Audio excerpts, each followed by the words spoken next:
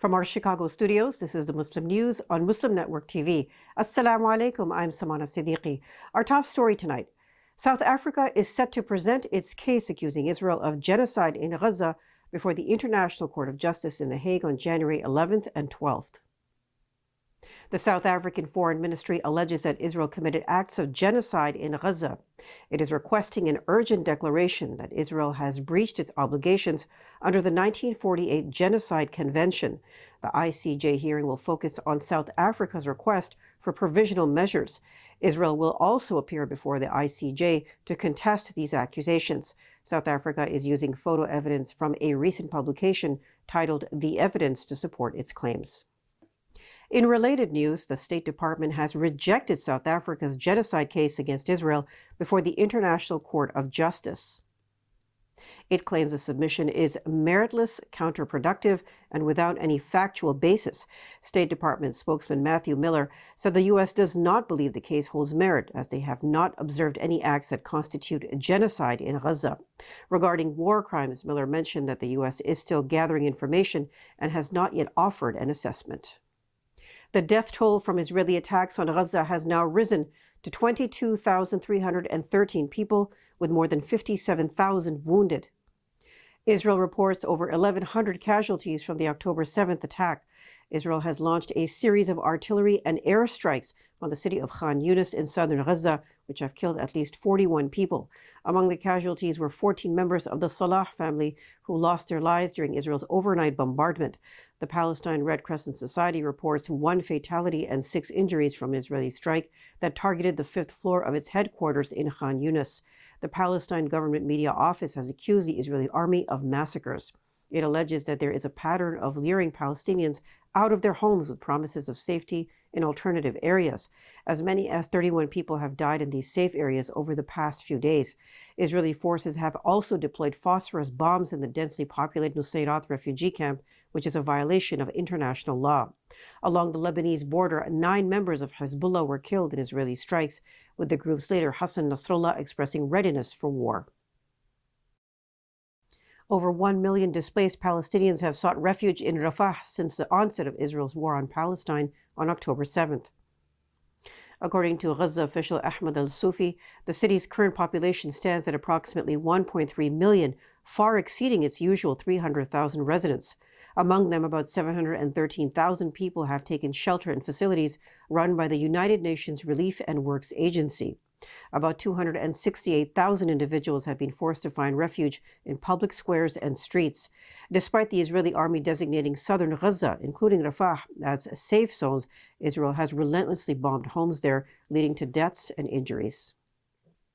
Palestinian prisoner Abu Muhammad has revealed harrowing details of his 9 days in Israeli captivity in Gaza. Muhammad was captured during a raid in Beit Lahia, northern Gaza. Speaking to Anadolu news agency, he says Israeli soldiers forced residents to undress and walk naked. He and others were made to kneel in the cold for hours before being transferred to an undisclosed location. Muhammad says that at the detention center, they were repeatedly beaten and insulted. Later, they were stripped naked again before inspection. In prison, they faced overcrowding, poor food and water quality, unsanitary toilets, and continued abuse.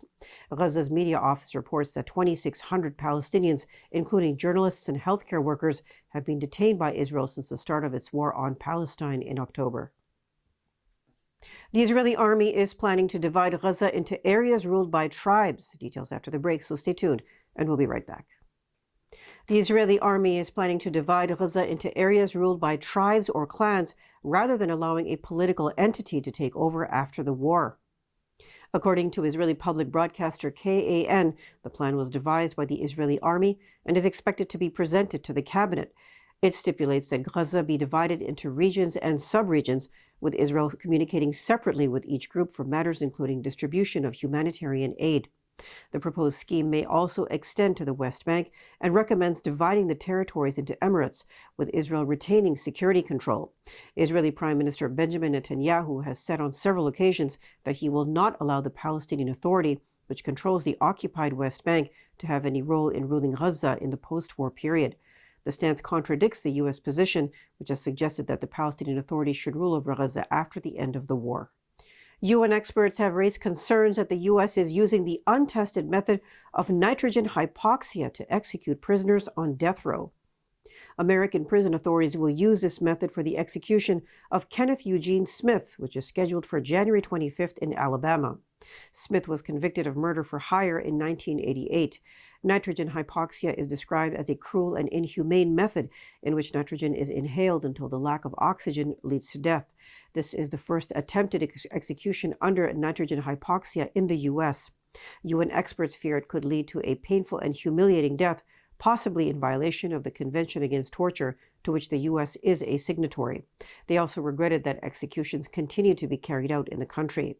The UN experts call on U.S. federal and state authorities to suspend Smith's execution and all other planned executions until the execution protocol is revised. Last year saw a record-breaking 43,000 gun-related deaths in the U.S., with 654 mass shootings adding to the ongoing crisis of gun violence. The Gun Violence Archive reveals that this staggering number equates to an average of 117 deaths per day, with nearly 1,700 victims being children and teenagers.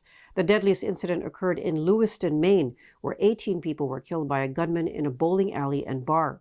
The rising death toll led President Joe Biden to urge Congress to pass stricter gun control measures. That includes an assault weapon ban and universal background checks.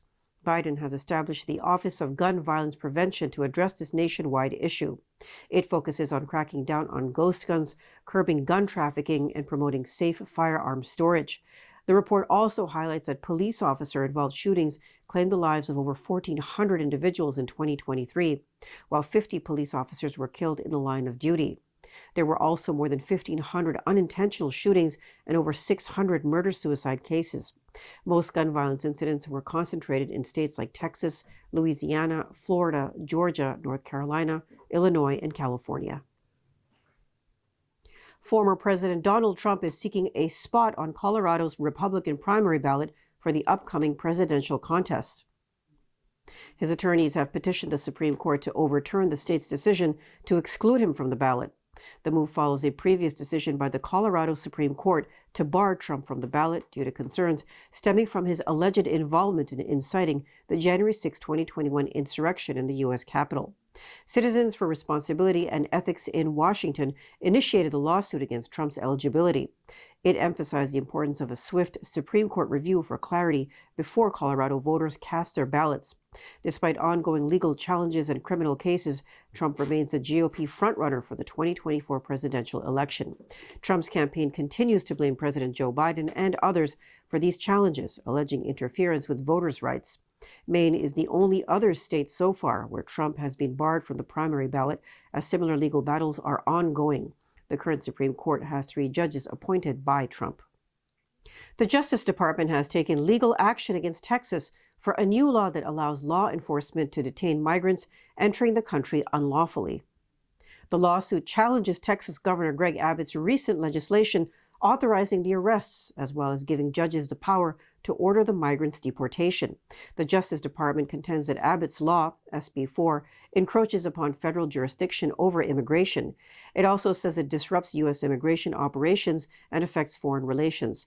Filed in federal court, the lawsuit aims to declare the Texas law unconstitutional and prevent its enforcement. Civil rights groups and El Paso County officials have filed similar lawsuits calling Abbott's legislation unconstitutional.